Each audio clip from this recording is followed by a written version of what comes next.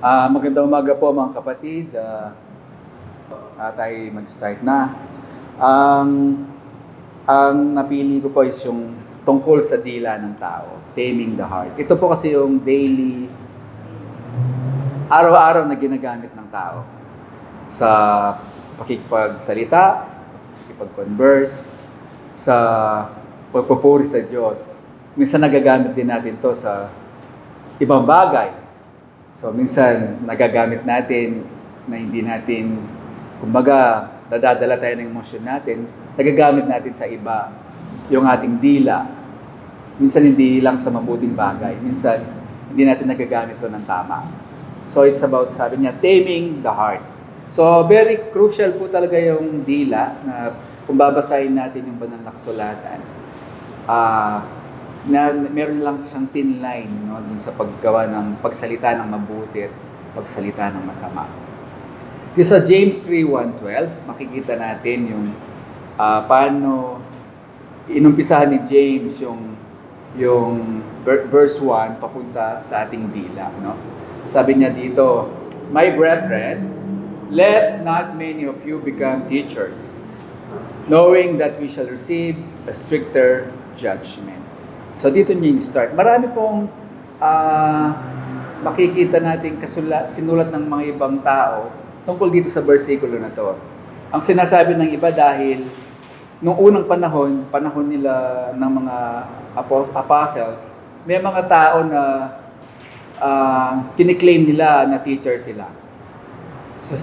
Self-proclaimed teacher.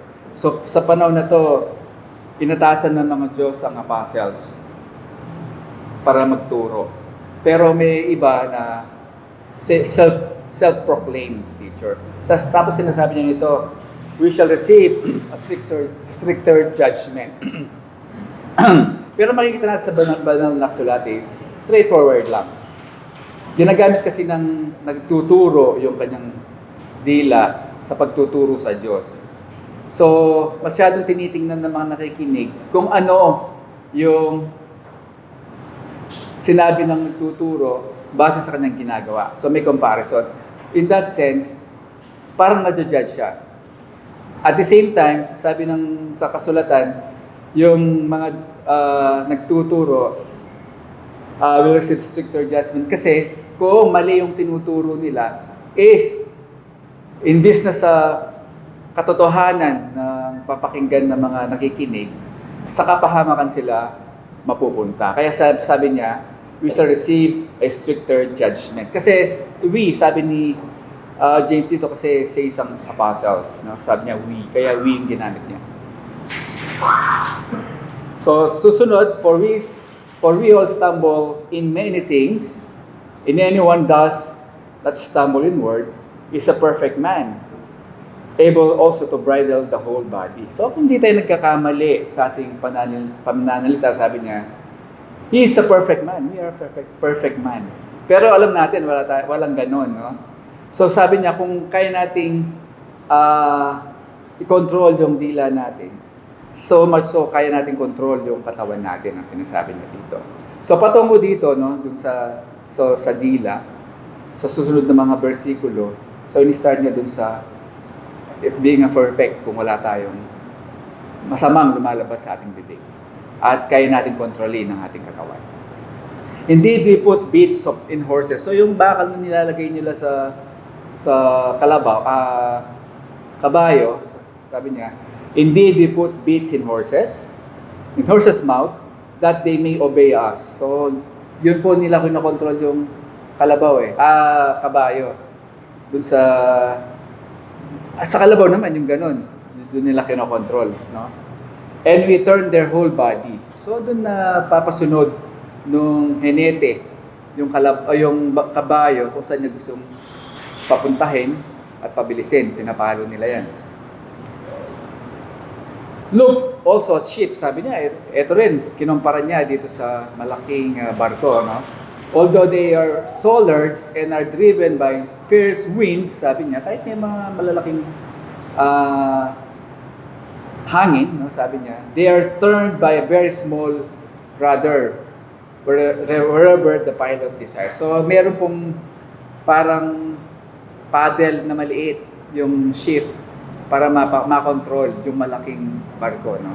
So ito yung ginagamit para makontrol yung ship. Maliit din, maliit na bagay lang.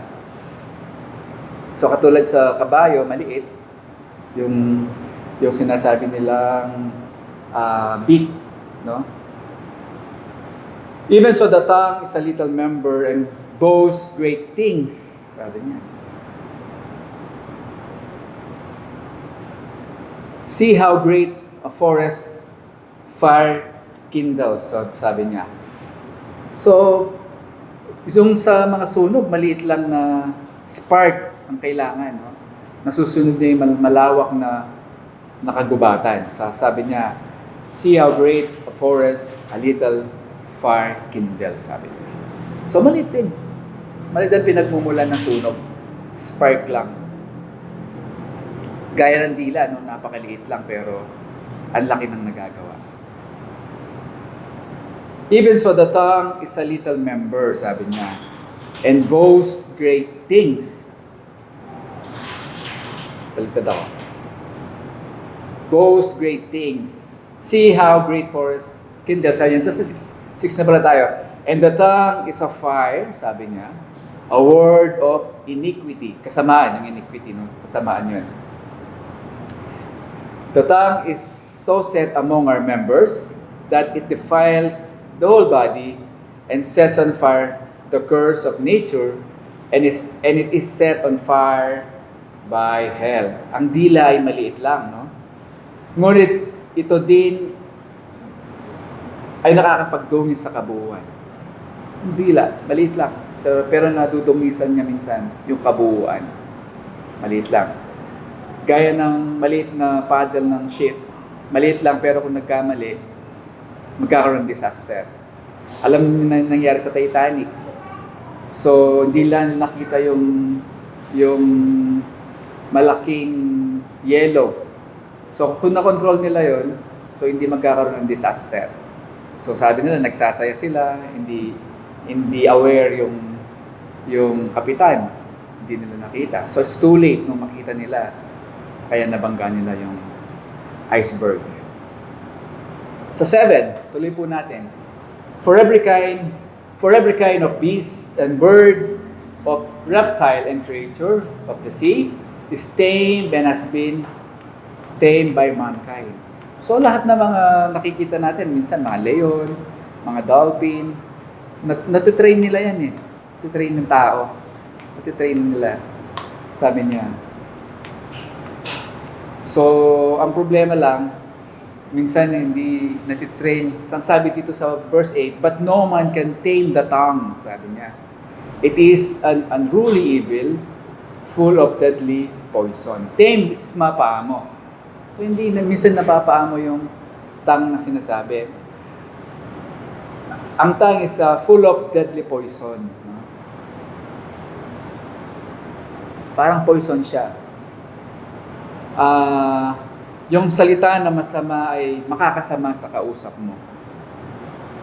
So magiging poison siya kung masama yung sinasabi mo sa kausap mo. Magiging poison siya. At ito yung nakakalason. So maliit lang. Walang contact yung tongue sa kausap mo, pero it serves as a poison kung mali, kung hindi tama yung sinasabi mo. Ganun po siya. With it, we bless our God and Father, sabi niya. And with it, we curse men. So, ginagamit natin sa pagpupuri natin sa Diyos. At the same time, minsan nagagamit natin sa pagsumpa, minsan sa mga tao. Pagpuri sa Diyos, ginagamit natin sa pagsumpa. Who have been made in the similitude of God, sabi niya. Out of the same mouth proceed blessing and cursing. My brethren, these things ought not to be. So, hindi dapat, sabi niya. Hindi dapat. So, nagiging parang hipokrito tayo. We serve God, we praise God through our tongue, and then ginagamit natin sa pag-curse sa mga tao. Sa pagsasabi ng hindi tama. That's hypocrisy. Then we worship God, Ah, parang it's horizontal. No? We worship God. Pero hindi siya nagmamanifest vertically. Hindi siya lumalabas vertically. So horizontally, we serve God. But vertically, it's not happening. No? Hindi na-translate. We serve God kasi we praise God through our tongue. And then we curse people. Parang ganun po siya. Kung i-illustrate natin siya. So, hindi dapat siya compartmentalize, hindi lang. Minsan, ayos, minsan hindi.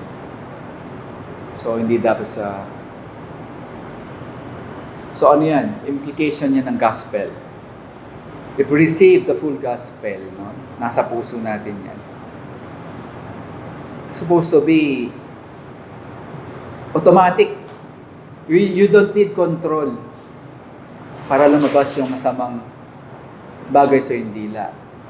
Kung nasa puso mo na yun, kung nagmamanifest yung gospel sa ating puso, walang lalabas na ganung salita. Walang poison. It's pure honey. Parang ganun. Parang pagkain na masarap na lumalabas. Kung yung puso natin, we have a pure heart, no?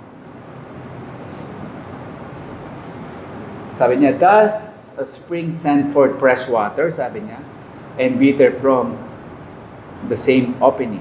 So, kumbaga, may lumalabas ba na fresh water at the same time, meron siyang bitter, mapait, o hindi magandang panlasa na tubig. Supposed to be, hindi. Kung fresh water yan, fresh lang yung lalabas. Adulterated siya pag nalagyan siya ng bitter taste, no? So, supposed to be, should be a fresh water, sinasabi niya. Can a fig tree, my brethren, bear olives, sabi niya.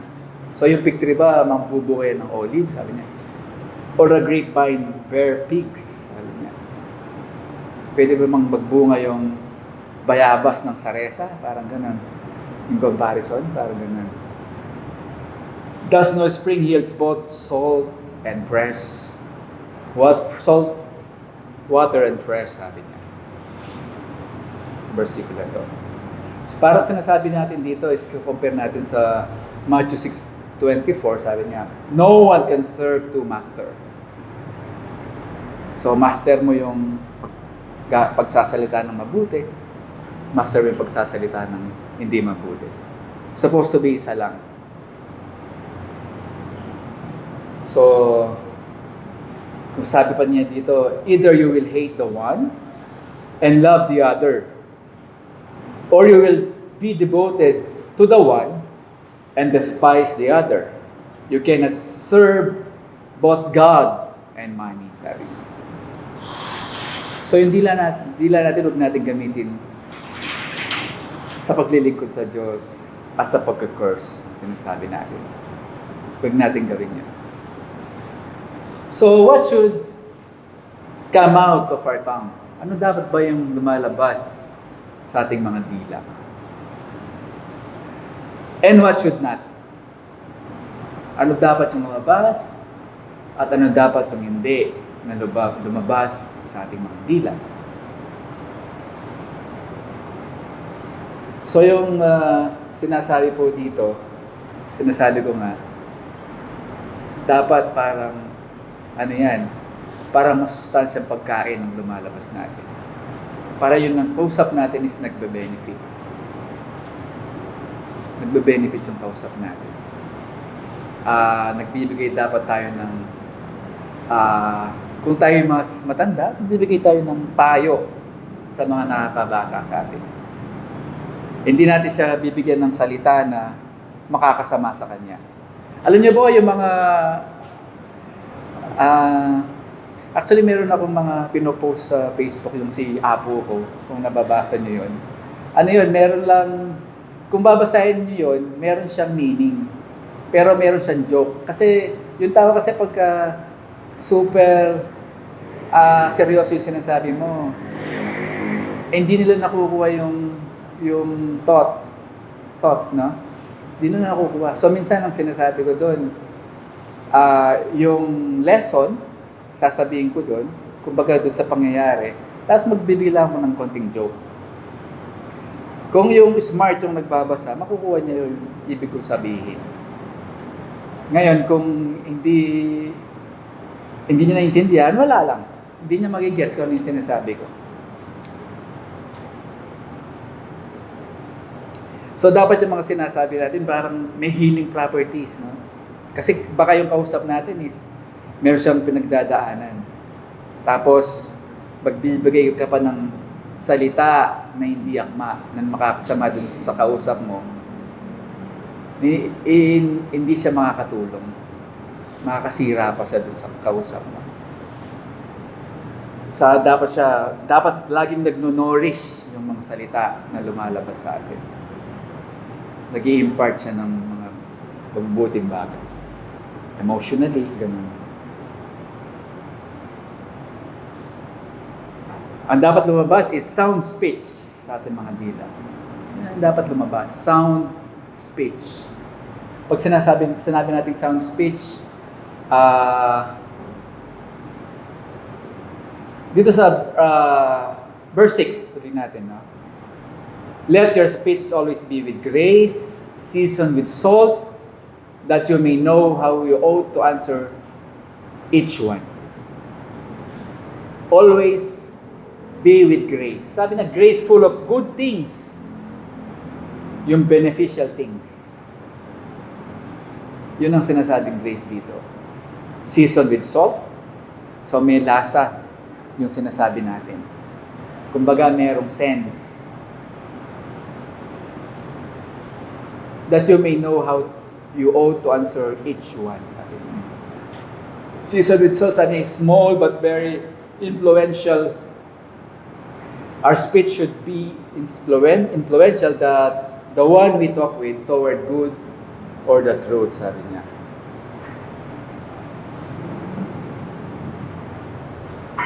Minsan, yung sinasabi ng sound speech, pleasant yan pag napakinggan mo. It's always pleasant pag sound speech, no? And yet, deeply nourishing. No? O minsan, hindi siya pleasant pakinggan, pero it's deeply nourishing. Kasi nga, sinabi mo yung mabuti. Minsan kasi, depende sa nakikinig. Minsan, ang dating niya is parang poison yung sinasabi mo sa kanya. Pero, ang katotohanan, you're nourishing it. Sinasabi mo kung ano yung makakabuti para sa kanya. It's not always pleasant, yung sound speech. It's not always pleasant, pero it's deeply nourishing. Yun yung sound speech na sinasabi natin.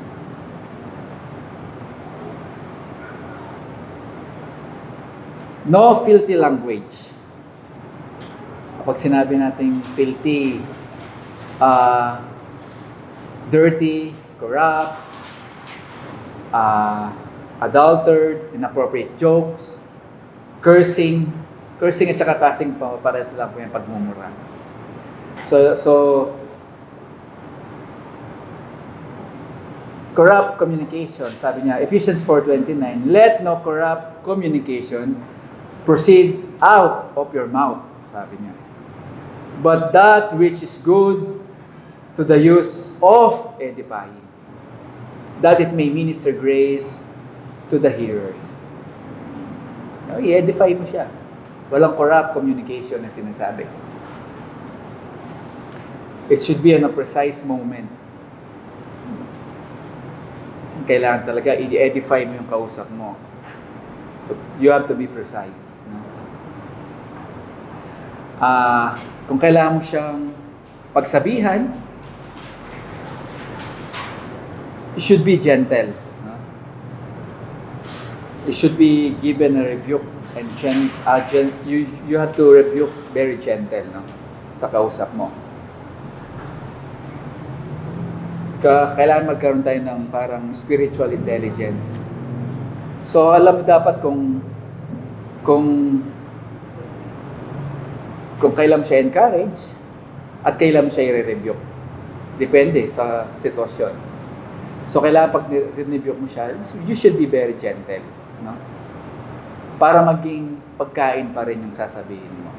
Kasi pagka sinabi mo siya, it's very, a very harsh way. So, magiging poison minsan. Pagsabi natin. Masama. So, no filthy language. Sinasabi natin. Yun, no lying. Do not lie to one another, since you have put off the old man with his deeds, and have put on the new man, who is renewed in knowledge according to the image of him who created him. Simpleng misstatement lang minsan, magkakaroon ng inappropriate result. Pagka mali yung statement mo, minsan, you're not lying, pero sabihin natin, hindi ka nagsisinungaling, pero mali yung statement mo, magre-result yun ng maling consequences. So, do not lie, sabi niya. Para minsan kasi nagsasalita tayo, meron tayong tinatago, ayan na hindi lalabas yung sa pananalita mo. Pero yung magiging resulta sa dun sa nakikinig mo, alam niya yung end result. Pwede ka ma-misjudge dahil dun sa maling pagkakasabi mo, magkakamali yung nakikinig. So, we should not lie. Kahit yung mga white lies na sinasabi nila, huwag natin gawin yun. We have to be straightforward kung ano yung kailangan natin sabihin.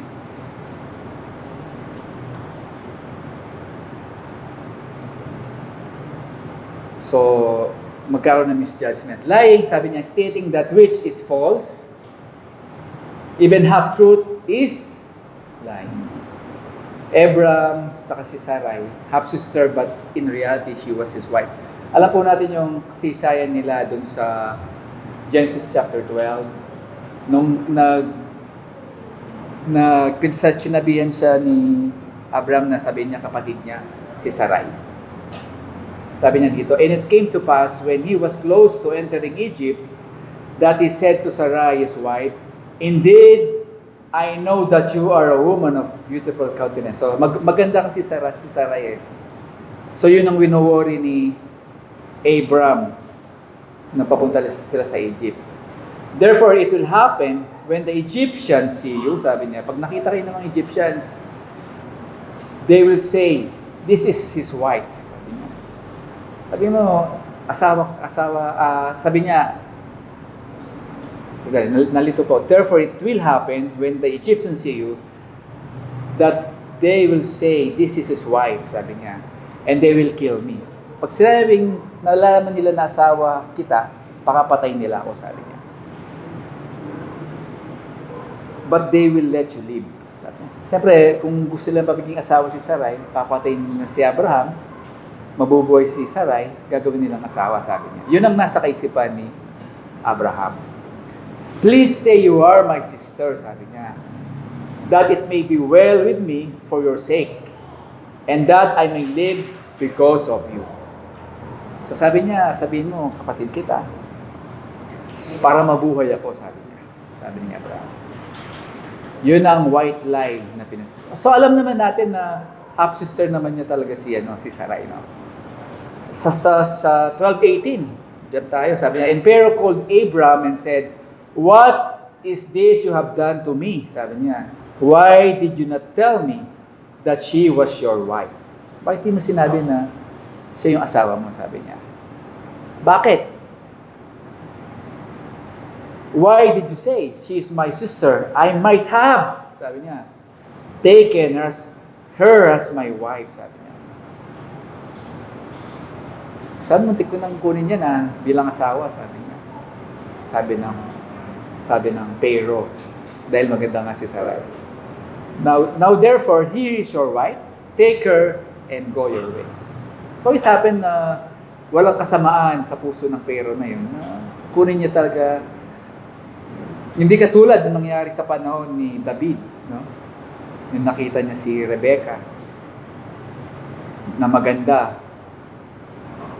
Na dahil sundalo yung asawa ni Rebecca, is pinadala niya sa unahan para mapaslang sa digmaan. Indirectly, hindi pumatay si David, pero yun ang paraan niya para mawala yung asawa ni Rebecca. So, buti na lang hindi ganun yung Pharaoh dito sa pagkakataon na ito. No lying, sabi niya, do not lie to one another, since you have put off the old man with his deeds, and have put on the new man, who is renewed in knowledge, according to the image of him who created him. So we are created in the image of God in Christ. God does not lie. So we're created in the image of God. In hope of eternal life, which God cannot lie, promised before time began. So no lying. So kung nangyari, kung mali talaga yung nagsinungaling ka, minsan nagresulta na hindi tama. Marami na po tayo nakitang instances na gano'n, no? Nagre-resulta na hindi mabuti. Nagkakaroon ng misjudgment. No evil speaking. Dito sa Ephesians 4:13, mahaba. Pag pinasa mo, crude, sabi niya meron dito, crude, magaspang, foul, malaswa, base, paghahamak, parang pagtatapak, rotten, bulok. Bad language, crude, foul, base, low worthiness, low, worthless statements, evil communication. Hindi ko alam paano i-pronounce sa putrid or rotten comments. Corrupt speech is useless. Except, dun sa kung nakikinig sa'yo is, gano'n din yung kaisipan niya. No? To erect ungodly image in the minds of those who hear.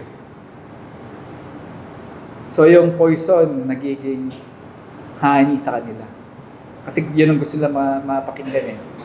It suggests impure thought in the mind of the speaker and transfer into the mind of the listener. It should be thrown out of the vocabularies of the Christian because it tears down rather than building up and bearing good fruit, sabi niya. So, but rather, our speech be edifying. So, no evil speaking. It should be edifying. Ganun dapat hindi dapat ganun yung lumabas ating dila. No evil speaking. It should be edifying. No slander.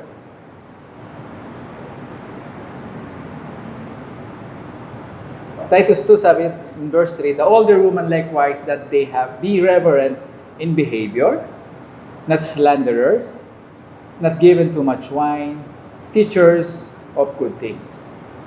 So yung mga mas nakakatanda, so sabi niya, be reverent. Slander, the action of crime, of making false spoken statement, damaging to person's reputation. Ito, uso ngayon to sa social media, para makakuha sila ng maraming, ano bang tawag dito?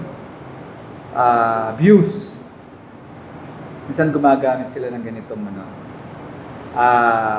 very deceiving minsan yung mga title tsaka yung nilalaman nung sinasabi nila dun sa kanilang content. No gossip. And besides, they learn to be idle, wandering about from house to house, and not only idle but also gossips and busybodies, saying things which they ought not. Gossip, sabi niya, is a mass medium or rumor, especially about the personal or private affairs of others. The act is also known as dishing or tattling. Sabi niya. So ano gossip? So hindi po dapat lumabas sa bibig ng isang Kristiyano yan. So most likely wala namang ganito sa atin. Hindi na wala namang gossiper. So how to control the tongue? Paano natin ko-controlin yan? How to control? Medyo mahirap, no? Yung kabayo, nilalagyan ng bit. yung malalaking barko, yung rudder o riddle, yung maliit na ganon.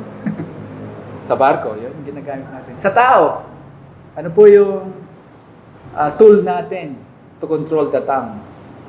What should be our tool? Pwede mo lang yan ng tali. Pag wala kang sasabihin, hindi lang yan. Hindi po pwede, di ba? So, masagwan tingnan. Sa Proverbs 12:8, sabi niya, the words of the reckless pierce like swords, sabi niya, but the tongue of the wise brings healing. If you don't have a pure heart, so we need self-control. We need self-control. It's one of the major factors to control the tongue, if not yet fully purify the heart. Kung hindi pa fully purified yung puso natin, self-control yung gamitin natin. Yun yung pinaka-beat natin. Ang control na. Self-control. Hindi nakikita ng ibang tao yun. Nasa kaisipan natin yun. Self-control. It's like an inner treasury, sabi nila. Yung self-control.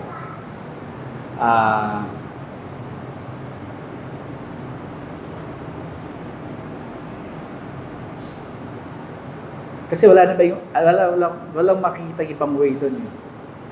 Kung hindi pa pure yung heart natin. It's only self-control.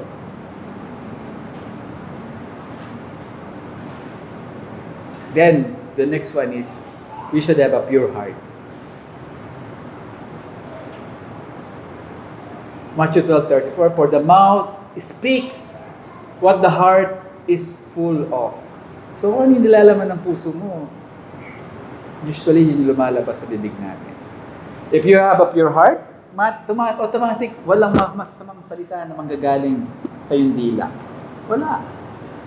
If you have a pure heart, wala akong makitang paraan na may lalabas na masama sa yung bibig if you have a pure heart.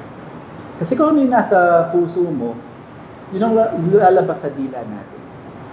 So kung hindi pa pure yung heart natin, so alam po natin talaga it's a long journey. Mahirap talaga. Sa araw-araw. Kung wala pa tayong pure heart, self-control lang ang pwede natin gamitin. Just self-control. There's no other way.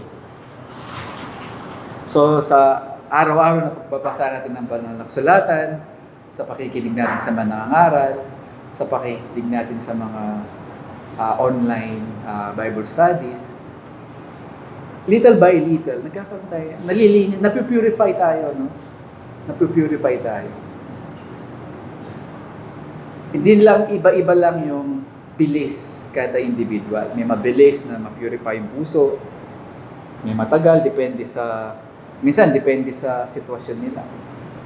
Kung hindi maganda yung environment mo, baka siguro matatagalan para mapurify yung puso natin. Pero kung maganda yung environment, maganda yung napapakinggan natin, at tinatanggap natin yun as sweet honey, no? Yung napakinggan natin, mapupurify yung puso natin. So, mabubuting bagay lang lalabas natin sa ating mga bibig. So, marami akong nakita mga kapatid na ganun. Dahil sa katagalan ng mga pagiging Kristiyano nila, wala kang makikita na masamang salita na manggagaling sa bibig nila. Wala kang maririnig. O, hindi na nila kinokontrol yan. Automatic lang. Automatic. Pag malinis yung buthi mo, walang masamang lalabas sa bibig natin. Walang masama. Kumbaga, kung may sakit ka, magmamanifest yan. Magmamanifest yan. Kung may sakit ka sa bato, sa umaga, ang hirap tumayo. Kung meron kang bato, sakit nun. Pag ako kumain ng Pringles, kinabukasan, nakayuko ko ng konti. Pero ang hirap control. Minsan kumakain pa rin ako. Pag meron, Ah, so, yun, self-control yun. Self-control. So, magmamanifest po talaga kung ano yung nasa loob natin. Magmamanifest yun. Kung malinis ka, wala kang sakit, maliliksi yung mga yan. Magmamanifest yan. Maliliksi, sharp yung kaisipan. Kasi wala silang sakit. Okay yung katawan nila. If you don't have a pure heart, meron pa tayong natatago dyan. Lumalabas yan sa bibig natin. Ngayon, kung meron tayong self-control, lalabas lang sa kaisipan natin. Mafe-filter natin. Hindi lalabas sa bibig. Hindi pagiging ipokrito po yun, ha? Kung meron kang gustong sabihin, sabihan ko yung buri ko sabihan. Pero hindi mo sinabi, that's self-control. That's not hypocrisy. That's self-control. Masama yung loob mo, gusto mo magsalita ng masama, pero hindi mo ginawa. Hindi ka nagiging hypocrite. Hindi ka plastic, hindi ka hypocrite. That is self-control. That's being Christian. So, you don't have a pure heart, pero yung isip mo, gusto magsalita ng masama, pero na-control mo. That's self-control. Nakasaad sa salita ng Diyos yan. We should have self-control. Pero pag di natin na-control, kung ano yung nasa isip natin lumabas, wala. Wala tayong control, no? And yet, we don't have a pure heart.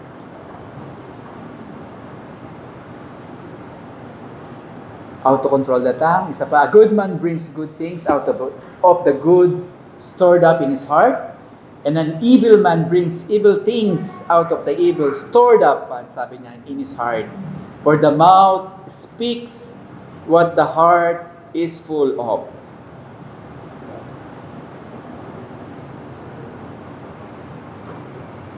So yan, pag nahiyang tayo sa pagsasalita ng masama sa ating bibig, minsan hindi na napaprocess yun, yung matik. Kasi nasa puso mo yan. Sabi ka lang ng sabi ng hindi maganda, hindi mo nakokontrol. Kasi nasa puso mo yan. So we should have a pure heart. Kung yung sinasabi nila, yung kabayo is nakokontrol sa beat, sa atin, di tayo pwede maglagay ng beat sa dila natin. Self-control. Ngayon, pagka na-purify yung puso natin, wala na yung self-control na yan. Automatic. Yun lang lalabas sa dila natin. Mga mabubuting bagay. Mabubuting bagay. So, conclusion po. Let your speech always be with grace. Dapat lagi may sustansya yung mga pananalita natin. Pagka hindi na makakabuti, huwag ka na magsalita. Pagka may kausap ka, laging may napupulot yung kausap mo kahit anong bagay. Kahit maliit na bagay. Kahit saang larangan ng pamumuhay natin. Meron dapat napupulot yung kausap natin. Lalo na kung kabataan sila. Ugaliin natin maging ganun. Huwag tayo magsalita na makakasama sa kanila. Kasi yung mga bata, minsan, lalo na kung tinitingala ka nila, baka may masabi ka, nakala nila is okay. Hindi magiging magandang influensya. Sound speech that cannot be condemned, that one who is an opponent may be ashamed, having nothing evil to say of you. Wala pa ako nakitang nagsalita ng mabuti na kinamuhihan nila. Wala. Kahit masama yung kausap mo, kung mabuti yung lumalabas sa bibig mo, ma-influensyan mo pa siya, titigil siya. Kung galit siya, tapos very calm ka, tama yung sinasabi mo, titigil yung galit na tao. May masmasan siya. Wala pang mabuting bagay o salita na nagdulot ng masama. Wala. Yung salita ng Diyos, 50-50. Depende sa nakikinig. Kung ang nakikinig is hindi niya gusto yung salita ng Diyos, magiging poison yun sa kanya. Pero tama yung salita ng Diyos. Pero dun sa nakikinig na isang Kristiyano, magiging sweet honey yung salita ng Diyos. So we have to contemplate on this. No? Those who consider themselves religious and yet do not keep a tight rein on their tongues deceive themselves. And their religion is worthless. Bakit sabi niya is worthless? Hindi tayo mapupunta sa langit kung hindi natin makontrol yung bilang natin. Ibig sabihin, hindi pa tayo nagkaroon ng pure heart. So, habang tumatanda tayo, napupurify dapat yun. Sabi ko nga, dun sa mga dati kong naging message, pag tumatanda tayo dapat, sabi nila, hindi dapat paurong, no? Mas meron tayong self-control. Hindi ko alam in medicine, no? Sa medical world, kung bakit busitla, etc. Siguro nga dahil marami na sila nararamdaman, no? Pero spiritually dapat mas calm, controlled. Yung pananalita natin is nagiging to edify. Hindi ko lang maintindihan sa psychology yun, no? Kung bakit busit yung mga matatanda. Pero spiritually, sana pagtanda natin, tayo mga Kristiyano, calm, sensitive tayo sa mga bagay. Hindi yung sensitive tayo yung ugali natin, ha? Sensitive tayo sa mga bagay-bagay. Dapat ganun tayo. Kalmado tayo. May mga bunga yung mga sinasabi natin. Magiging halimbawa tayo sa mga nakakabata sa atin. So we have to contemplate on this. So we have to continue taming our tongue every day. So alam ko po mahirap talaga yan. Mahirap talaga. Pero kailangan nating paghirapan. Kasi baka hindi tayo mapunta sa langit dahil sa maliit na parte ng katawan natin. So if we can control our tongue, we can control our whole body. Makokontrol natin kung ano yung lalabas sa bibig natin. So salamat po. Medyo maikli lang, pero sana meron tayong nakuwang pwede nating baunin sa araw-araw na huwag nating kalimutan. Struggle po talaga sa atin lahat yan everyday. Pero pagka we have the pure heart, so automatic po siya. Automatic. Thank you po.